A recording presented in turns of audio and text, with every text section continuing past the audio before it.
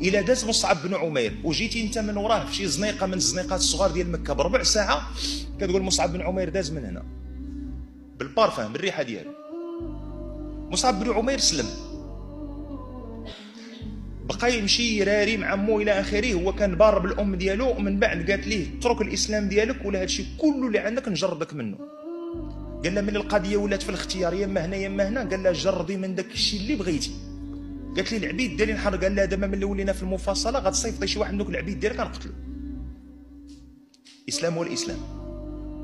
وكان كيتسمى المقرئ، علما انه مصعب بن عمير في الزمن المكي راه كان كيحفظ الايات اللي نزلت على النبي عليه الصلاه والسلام في مكه.